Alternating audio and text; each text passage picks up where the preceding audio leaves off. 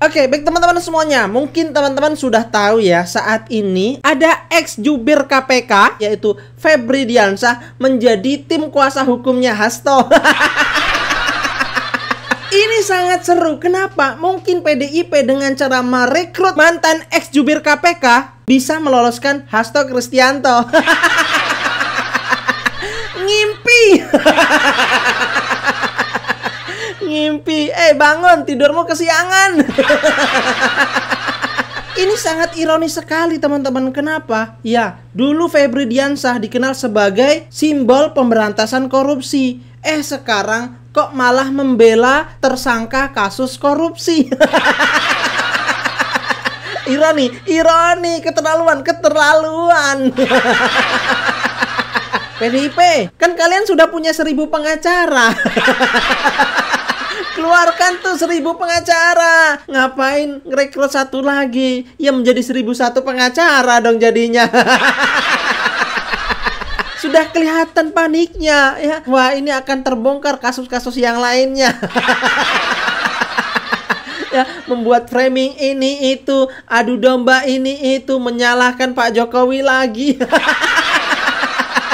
Begini nih ciri-ciri partai yang akan tenggelam di tahun 2029. Ciri-cirinya seperti ini. Panik sepanik-paniknya. Beda dengan partai-partai yang lain ya. Ketika menjadi oposisi, ketika tidak berkuasa, ya mereka ketika ada anggota-anggotanya tertangkap kasus-kasus korupsi, ya tidak akan dibela seperti ini. Bahkan mendukung KPK untuk menegakkan hukum ya. Kalau PDIP lain ya. Kalau menjadi penguasa lupa diri ya. Tapi kalau menjadi oposisi sudah tidak berkuasa, baru mereka akan seakan-akan membela rakyat, menjadi partai wong cilik. Sudah ketahuan kan ya, sifat asli partai PDIP itu seperti itu ya. Iyalah, ini ciri-ciri partai nanti pada tahun 2029 akan tenggelam setenggelam-tenggelamnya. Ya karena sudah tidak dipercayai lagi sama rakyat Indonesia. Banyak bohongnya, banyak dramanya ya. Biar tidak lama-lama, seperti biasa, mari kita saksikan video Opung Parbelak teman-teman ya. Mari kita simak videonya sampai selesai, biar teman-teman tidak gagal paham, oke? Kalian tahu nggak ya? Kalau partai PDIP ini ibaratkan kapal, itu seperti kapal Titanic. Besar, kuat, tapi nggak panjang umurnya. Iya, tapi kalau partai Golkar jujur aja aku bilang, itu ibaratkan Maerot. Apa itu bilang? Besar, kuat, panjang, dan tahan lama. Nyampe-nyampe ke Maerot ya. Perhatikan Golkar dari dulu ini kan umurnya udah partai tua ini, biar tahu kalian dia kan selalu bertahan di runner up. Nggak pernah jadi presiden ketua umumnya, kecuali zaman Soeharto. Tapi nggak apa-apa, iya kan? Tapi yang paling penting itu umurnya panjang. Walaupun berposisi runner up, tetapi selalu panjang umurnya. Tapi kalau PDIP bukannya bilang apa, sama seperti kapal Titanic zaman dulu dibangun dengan teknologi yang luar biasa ya. Tapi ketika ownernya, pemiliknya sudah mulai sombong mengatakan, sedangkan Tuhan pun tidak sanggup untuk menenggelamkannya, ternyata perjalanan pertama tenggelam. Tenggelam. Begitu juga PDIP. Setelah setelah presidennya terpilih, baru pertama kali loh PDIP presidennya dipilih rakyat langsung. Iya, benar juga loh. Bapak Jokowi. Iya. Kalau yang kemarin itu nggak dipilih rakyat langsung itu. Baru pertama mengarungi laut reformasi, iya kan? Ternyata apa? Mulai sombonglah ketua umum, ya. Mulailah dia mengumbarkan kata-kata yang nggak pantas. Joko Widodo nggak akan mungkin jadi presiden kalau nggak ada PDIP, iya toh? Ayo, kan gayanya begitu. Iya. Makanya saya minta sama Presiden Joko Widodo, kalau menterinya masa dikasih sedikit? Ya aku mau. Di kabinet nanti presiden Joko Widodo, menteri dari PDIP itu harus paling banyak.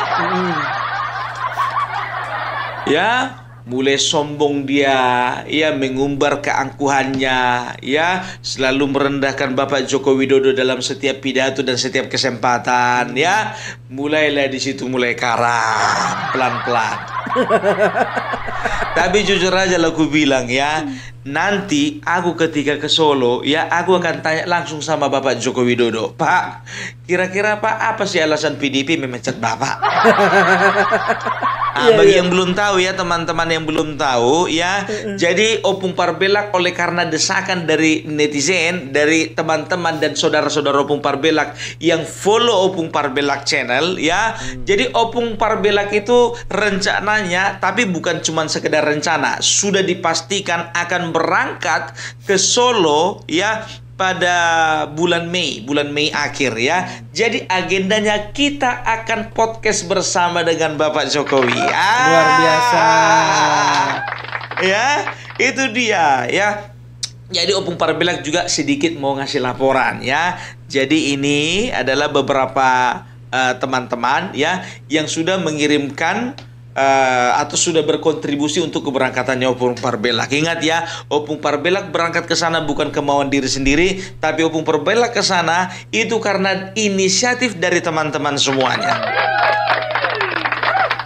Gitu dia ya. Jadi karena aku bilang sama kemarin itu Opung Parbelak tidak punya dana, tidak punya biaya ya. Tapi karena masih ada yang lebih prioritas, makanya mereka mengatakan, tenang Opung Parbelak, kita akan support dana Opung Parbelak untuk berangkat ke Solo. Terima kasih buat jadi kita akan berangkat ke sana ya. Kita akan join dengan Agri Fanani, kita join juga dengan AR Mahfud dan juga Hengki ya dari Banyuwangi Official. Siap. Dan yang terpenting lagi kita ke sana ya, itu kita akan bersama-sama dengan Bapak Sudarsono.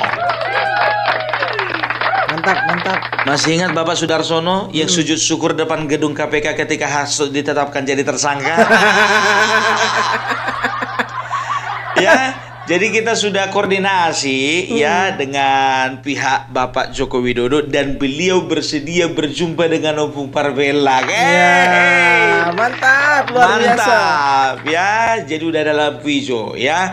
Jadi mohon doanya ya. Jadi kalau untuk teman-teman yang masih ingin berkontribusi terhadap keberangkatan Opung Parbelak, Opung Parbelak masih menyediakan kesempatan bagi teman-teman ya. Opung Parbelak sudah menyertakan nomor rekening dan juga nomor WA ya. Ini nomor WA asli Opung Parbelak ya. Jadi kalaupun ada yang menjawab WA itu saya sendiri. Gitu dia. Yang jawab bukan robot, bukan, tapi Opung Parbelak ya. Jadi bagi teman-teman yang sudah memberikan, terima kasih banyak. Yang juga sudah tidak mau di-up, siapa-siapa orangnya, ada orang nggak mau di-up, siapa orangnya, berapa jumlahnya, Opung Parbelak mengucapkan terima kasih banyak. Terima kasih Opung buat Parbelak teman-teman ya. doakan murah rezeki dan Amin. kedepannya ya. Terima kasih sudah ambil andil dan juga kontribusi terhadap perjuangan kita bersama. Amin. Ya, dicatat ya nomor rekeningnya ini. Jangan tanya lagi, Opung Parbelak kok namanya yang itu? Itulah nama asli Opung Parbelak. Opung Parbelak ini bukan nama asli. Bukan. Opung Parbelak ini nama panggung gitu loh. Ya. Iya kan? Sama kayak Sule. Sule kan bukan nama asli. Opung Parbelak itu nama aslinya itu nih dia ya. Yohanes Livingstone. Ih, ke barat-baratan kali. Mata-mata asing ya, Bung. Iya, bukan. Kalau kalian mau tahu kenapa aku dikasih nama itu, tanya sama bapakku. WA sama Opung Parbelak biar ku kasih nomor bapakku. Ya, jadi nanti di Solo aku akan tanya langsung, Pak, apa sih sebetulnya alasan PDIP memecat Bapak? Kan begitu ya. Jadi sebetulnya PDIP itu mereka itu sedang menciptakan masalah sendiri ya. Kalau misalnya Titanic zaman dulu menabrak gunung es, PDIP ini menabrak gunung masalah. Banyak kali masalah yang dihadapi. Nabrak gunung masalah. Ya, tapi itu karena kesombongan. Yang kedua, sebetulnya masalah itu mereka sendiri yang bikin. Iya.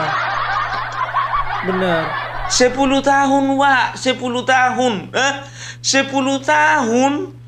Itu banyak kadernya yang tertimpa masalah. Sebetulnya bukan tertimpa masalah sih. Ya, menciptakan masalah sendiri. Yaitu apa? Makan uang negara. Makan uang rakyat. Coba bayangkan kalian ya, udah makan uang negara, koar-koar lagi. Dikriminalisasi. Politisasi. Aneh ya. Demokrat kemarin nggak ada kayak gitu.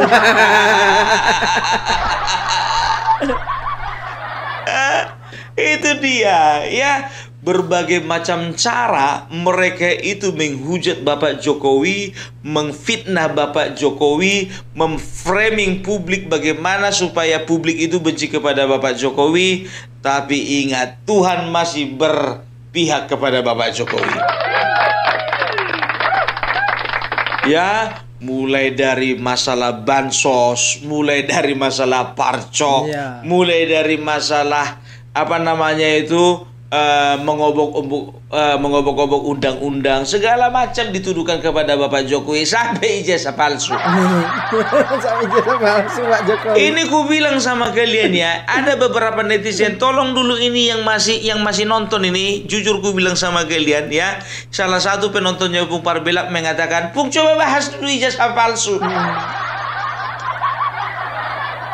Menuntut supaya Opung Parbelak membahas ijazah palsunya Bapak Joko Widodo.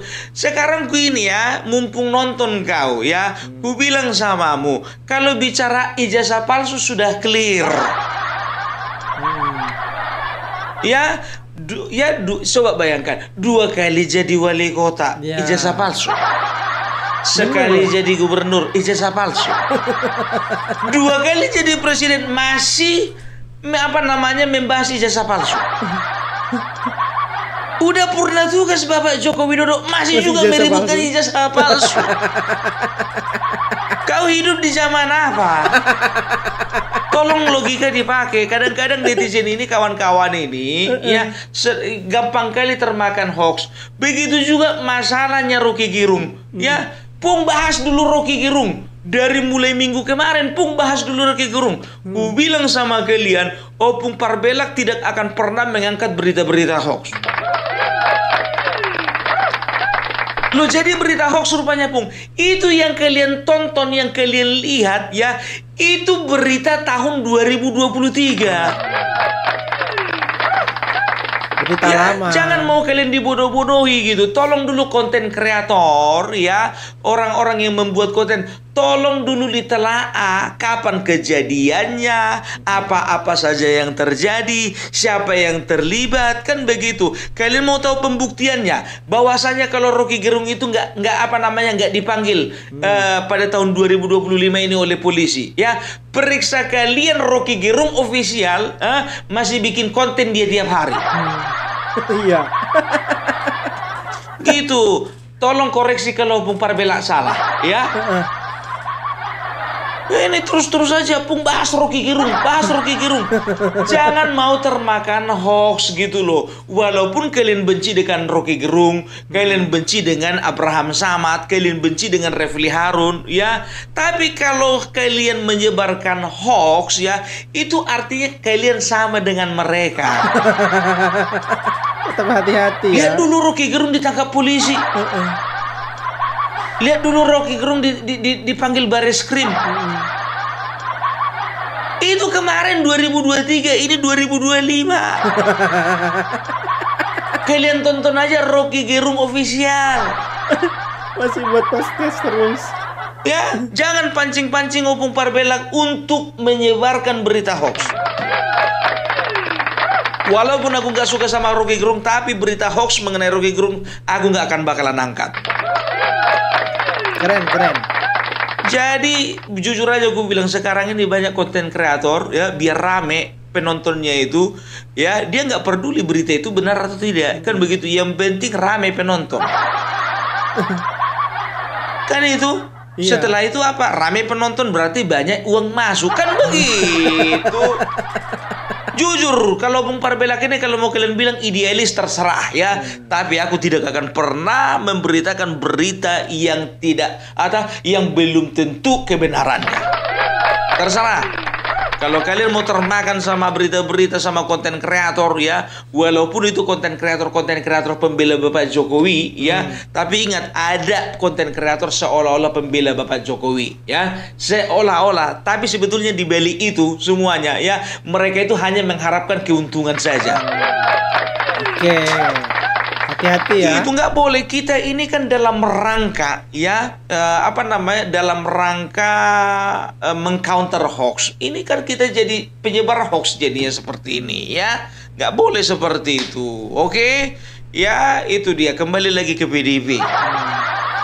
Kembali lagi PDIP ya. Ya. Jadi ngomong-ngomong masalah PDIP ini sudah memecat banyak sekali putra-putra terbaik bangsa. Termasuk Bapak Jokowi. Bapak Jokowi presiden dipecat. Betulnya PDIP itu mereka itu sedang menciptakan masalah sendiri ya. Kenapa bilang ya? Saat ini mereka itu sedang memframing bahwasanya ya partai mereka itu dizolimi. Mereka memframing bahwasanya partai mereka itu disudutkan. Partai mereka dipojokkan dan partai mereka itu sekarang ini sedang ditargetkan untuk operasi oknum tertentu untuk dihancurkan. Kan begitu. Itu kan framing dari mereka. Banyak hal ya yang mereka mencoba framing. Supaya apa? Cuman satu intinya. Mereka ingin menarik simpati masyarakat. Oke. Tapi rakyat sudah tidak bodoh. Ya, karena apa? Karena kita sudah bisa menilai mana yang benar, mana yang salah. Kan begitu, ya. Jadi apalagi terhadap masalah Bapak Joko Widodo ini. Bapak Joko Widodo sudah menegaskan, kalian fitnah, kalian hina, kalian bully, kalian tuding, kalian caci maki, tapi saya diam saja. Tapi ingat, kesabaran itu ada batasnya. Kesabaran ada batasnya. Ya. Hati-hati, apalagi kalau sempat Bapak Jokowi bikin partai baru. Tadinya sebetulnya tenggelam separuh badan, kapal kalian itu tenggelam semuanya. Ya, itu dia. Jadi kalian itu jangan seolah-olah partai kalian itu tidak punya masalah. Partai kalian itu sedang bermasalah. Masalah dari luar, kalian sudah tidak mendapat kepercayaan lagi dari publik. Itu terbukti ya. Terbukti dari sebetulnya kalian kehilangan 18 kursi. Kalau dikonversikan kepada suara rakyat, kalian itu sudah kehilangan hampir 4 juta suara. Artinya apa? 2024 sudah ada 4 juta orang meninggalkan kalian. Hati-hati ya, ini baru permulaan ya, cuman masih ekornya aja yang tenggelam kapal itu. Kalau ibaratkan kapal, ekornya aja yang tenggelam masih. Kalau nggak cepat-cepat kalian perbaiki, tenggelam semua. Kan begitu. Apalagi masalah Syasto, kita bisa lihat bagaimana pembelaan mereka memang betul mati-matian untuk Hasto. Ya, Hasto itu bukan sekedar sekjen. Ya, Hasto itu adalah kunci ya, di mana sebetulnya penyakit-penyakit daripada kader-kader PDIP itu bermuara. Sekjen, kita bisa lihat dia sekjen bukan sekedar sekjen, tapi dia itu seperti ketua harian dalam sebuah organisasi. Dia lebih vokal, dia lebih aktif, dan dia lebih mobile dibandingkan Megawati. Oke. Megawati memang betul pengambil keputusan, tapi semua itu seolah-olah berdasarkan apa yang diucapkan Hasto. Kan begitu. Nah, jadi kita bisa lihat ya bagaimana kader-kader PDIP baik tingkat pusat sampai daerah itu udah dicokok, udah diangkut satu-satu. Oleh karena apa? Oleh kasus korupsi. Ya. Nah, sekarang mereka mencoba memframing bahwasanya Joko Widodo adalah satu-satunya orang bertanggung jawab ya terhadap pelemahan KPK sehingga korupsi boleh berjalan. Ya, berjalan terus. Padahal ya bisa dikatakan Novel Baswedan ya, setelah itu banyak mantan-mantan penyidik KPK ya, setelah itu banyak juga para pengamat, banyak juga politisi mengatakan bahwasanya ya, dan juga jejak digital mengatakan bahwasanya pelemahan KPK itu bukan kerjaannya Bapak Joko Widodo, tapi kerjaannya anggota DPR. Yang paling ngotot itu adalah dari fraksi PDIP. Itu loh ya. Jadi bisa dikatakan pelemahan KPK itu sudah diatur sedemikian rupa oleh DPR. Itu yang pertama. Belum lagi ditambah kerjanya Firly Bahuri. Firly Bahuri, oke. Firly Bahuri pun juga sebagai ketua KPK berusaha untuk melemahkan KPK itu sendiri. Karena apa? Karena tahu Firly Bahuri melihat bahwasanya penyidik-penyidik KPK ini masih banyak yang betul-betul mau bekerja untuk memberantas korupsi. Nah, Firly Bahuri bekerja untuk melindungi para pelaku korupsi. Oke. Kita sudah lihat bagaimana ya Harun Masiku ya, perkaranya nggak naik. Kita bisa dengar dari Novel Baswedan sendiri mengatakan kemungkinan besar karena ada intervensi Firly Bahuri dekat dengan PDIP. Ya, Harun Masiku itu orang PDIP. Yang ditakutkan ketika berkicau nanti ini Harun Masiku ya akan terbongkar penyakit-penyakit busuk dari PDIP yang lainnya. Kan begitu. Makanya masalah ini, perkara ini nggak dinaikkan oleh Firly Bahuri, kan begitu. Nah, bagaimana cara Firly Bahuri melemahkan KPK itu sendiri? Firly Bahuri mengeluarkan kebijakan ya bahwasanya setiap penyidik KPK ya itu harus, ingat ya, harus melalui tes wawasan kebangsaan atau disingkat menjadi TWK, kan begitu. Nah, kemarin itu dengan alasan ya, Firly Bahuri mengatakan dengan alasan ya bahwasanya banyak anggota atau penyidik dari KPK ini yang sudah terpapar radikalisme. Yaitu isunya memang begitu ya. Dibuatlah tes wawasan kebangsaan itu untuk menyaring siapa-siapa yang ada indikasi ya terpapar radikalisme, itu mereka buang, kan begitu. Terbuanglah waktu itu Novel Baswedan, salah satunya. Ya, dengan alasan tidak lulus tes wawasan kebangsaan. Padahal tes wawasan kebangsaan itu pun juga sudah disetting ya, bagaimana sebetulnya isi dari tes-tes tersebut itu belum pernah ada diteskan. Oke. Semua anggota dan juga penyidik KPK waktu itu ya bisa dikatakan orang-orang yang tidak sepaham dengan Firly Bahuri ya mengikuti tes-tes tersebut, dan juga dibuktikan bahwasanya mereka cari soal-soal itu ya di internet nggak pernah ada soal-soal itu. Itu artinya artinya apa? Ya, berbeda tes wawasan kebangsaan yang dikeluarkan Firly Bahuri dengan tes wawasan kebangsaan versi aslinya. Akhirnya Novel Baswedan dan teman-temannya ya dikeluarkan ya.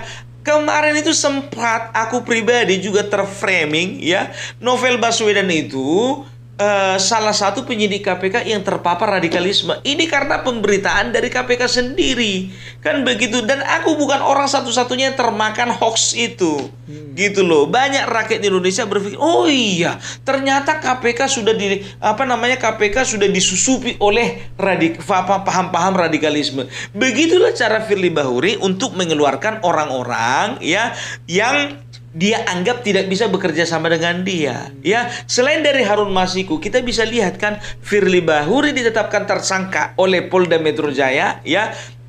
Karena apa? Karena Firly Bahuri melakukan pemerasan terhadap SYL. Syahrul Yassin Limpo, kan begitu. Iya, pemerasannya itu sekitar 7,2 miliar. Jadi manusia model Firly Bahuri ini sebetulnya dia ini secara praktis, secara teknis, dia ini menjadi backingan daripada partai PDIP. Coba bayangkan kalian, dia korbankan penyidik-penyidik KPK ya untuk melindungi permasalahan-permasalahan yang ada di PDIP, kan begitu. Sekarang begini, jujur saja aku bilang, kalau kita analisa ini kerjanya siapa, ini pesanannya siapa, kan begitu ya. Jadi bisa dikatakan ketua umum Sekjen Hasto Kristianto ya itu punya andil di dalam di dalam tindakan korupsi yang dilakukan oleh kader-kadernya. Sesimpel itu sesimpel itu jadi sebetulnya. Nah, Bapak Joko Widodo ini sudah tahu Firly Bahuri ini ya tahun 2014 ya itu ketua KPK itu Agus Raharjo ya sebetulnya 2015 ya 2015 sampai 2019. Nah, ya sebetulnya dari 2014 zaman pemerintahan Bapak Joko Widodo sampai ke 2019 Bapak Joko Widodo itu sudah mengamati sebetulnya ya ada orang-orang di dalam PDIP sendiri yang melakukan tindakan-tindakan korupsi atau tindakan-tindakan penyelewengan, kan begitu. Sebetulnya Bapak Joko Widodo sudah mengantongi nama-namanya, tapi berhubung karena intervensi dari ketua umum sangat kuat, akhirnya Bapak Joko Widodo tidak bisa berbuat apa-apa. Ya, oleh karena itulah mungkin waktu zaman kampanye Bapak Prabowo mengatakan bahwasanya Bapak Joko Widodo ini adalah presiden boneka. Ternyata sekarang baru kusadari. Kala itu ya ada benarnya juga rupanya. Baru sadar. Ya, akhirnya periode kedua Bapak Joko Widodo menang lagi ya. Disitulah PDIP mulai jumawa ya. Mulailah mereka itu mungkin ya beberapa di antara mereka itu melakukan tindakan pidana korupsi. Karena apa? Karena ada yang melindungi. Yang pertama Presiden Bapak Joko Widodo periode 2019-2023. Setelah itu Firly Bahuri Ketua KPK ya yang sangat dekat dengan PDIP dan juga Megawati. Jadi makin leluasa lah mereka ini melakukan tindakan-tindakan korupsi. Makanya Deddy Sitorus mengatakan bahwasanya ada 9 orang lagi yang menjadi incaran KPK. Sebetulnya 9 orang ini pada zaman Ketua KPK Firly Bahuri sebetulnya sudah ada nama-namanya, tapi disamarkan, ditutupi. Tapi zaman sekarang, zamannya Setio Budianto ya, mungkin namanya ini mencuat lagi ke permukaan, kan begitu. Nah, Deddy Sitorus ya dia agak-agak pintar-pintar licik gitu. Pintar-pintar licik. Tapi lebih kepada pintar-pintar bodoh sih.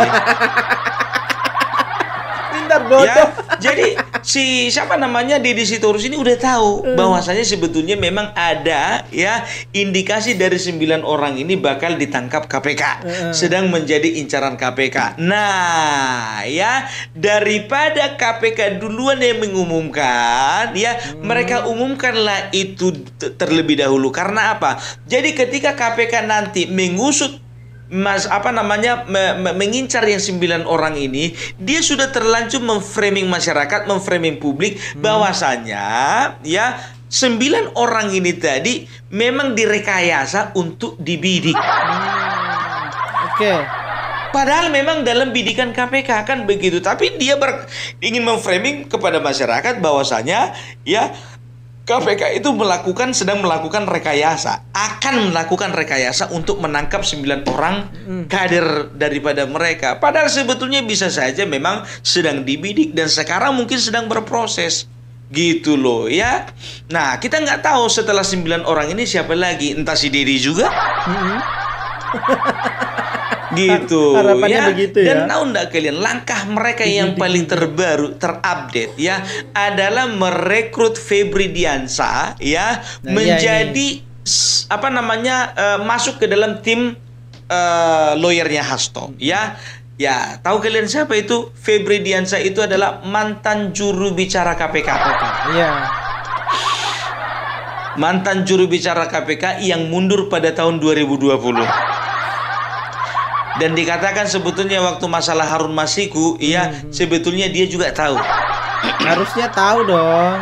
Kan begitu, masalah Harun Masiku bergulir 2020 bulan 1 Januari. Nah, dia mundur pada bulan September 2020. Jadi masih sempat tahu dia, kan gitu.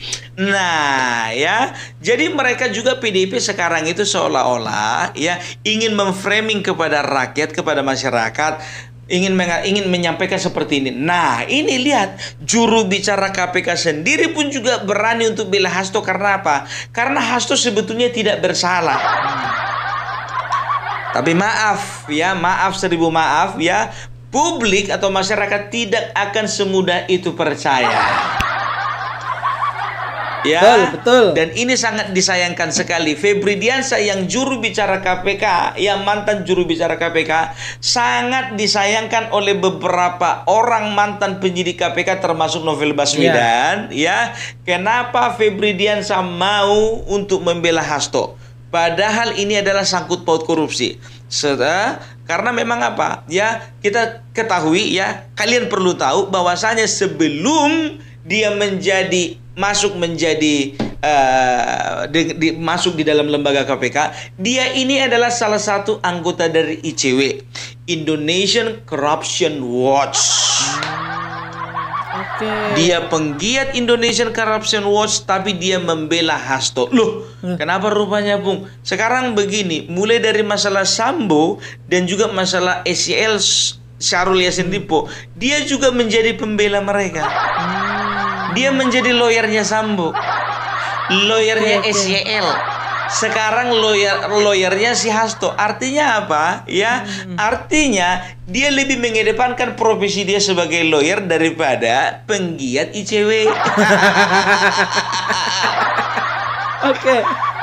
Dan juga ini biar tahu kalian, Cari ya sekarang Bang. sedang diselidiki, ya. Ya. Adakah keterlibatannya Febri Diansah ini dengan Suryan Yassin Limpo, ya? Karena apa? Diduga, ya, dia ada aliran dana. Ini masih diduga ada aliran dana yang mengalir ke Febri Diansah, ya, melalui tindakan pidana pencucian uang. Ini. Ya, jadi sebetulnya lawyernya ini sedang bermasalah ini. sedang diteliti dan sedang didalami apakah ada keterlibatannya dengan pemerasannya SYL, apakah dia menerima dana dari SYL, tindak pidana pencucian uang. Aduh. Bisa saja mengalir, ya kan? Karena apa? Ya SYL bayar dia. Kan begitu, ya kita lihat aja bagaimana perkembangannya nanti, ya. Jadi bisa dikatakan kalau untuk PDIP ini minta maaf lah dulu ya. Untuk 2029 aku pun sanksi nih. Pesimis aku dapat 3 besar. Pesimis. Jadi kalau ku bilang sama kalian teman-teman yang di Partai Demokrat, berjuang keraslah kalian. Karena bisa jadi kalian menjadi 3 besar. Kalau untuk juara satunya sudah pasti Gerindra. Kalau untuk juara 2 siapa lagi kalau bukan juara bertahan Partai Golkar? Seperti ku bilang tadi, ilmu Maerot. Besar, kuat, panjang dan tahan lama. Ya, jadi itulah dulu dari Opung Parbelang mengenai partai PDIP ini, ya. Bisa dikatakan ya seperti ku katakan tadi, ibaratkan kapal Titanic, ya sebentar lagi tenggelam. Kalau sekarang masih separuh, kapal itu kan tenggelamnya separuh dulu, entah depannya entah belakangnya separuh dulu. Ini berproses, ini lama-lama jadi tenggelam semua. Makanya banyak kadernya itu dan juga para pengikutnya itu udah pakai kapal pakai perahu sekoci. Udah loncat satu-satu ke laut. Daripada ikut-ikutan mati sama kapal tenggelam, nggak bisa menyelamatkan diri nanti, lebih bagus keluar dari sekarang, lebih cepat, lebih bagus. Ya, itu dia. Jadi kalau kukatakan kesombongan itu adalah awal dari kehancuran. Ya, jadi jangan mau kalian itu sombong ya. Nanti tenggelam. Oke, jadi itu dulu dari Opung Parbelang. Salam NKRI, NKRI harga mati. Oke, itu tadi ya teman-teman ya. Jadi PDIP ini selama berkuasa ternyata ya kita sudah bisa membaca dan melihat memang KPK ini benar-benar membackingi PDIP dengan cara-cara yang melemahkan KPK pada waktu itu. Oke, itu saja teman-teman ya. Bagaimana menurut kalian? Silahkan tulis di kolom komentar. Terima kasih. Wassalamualaikum warahmatullahi wabarakatuh.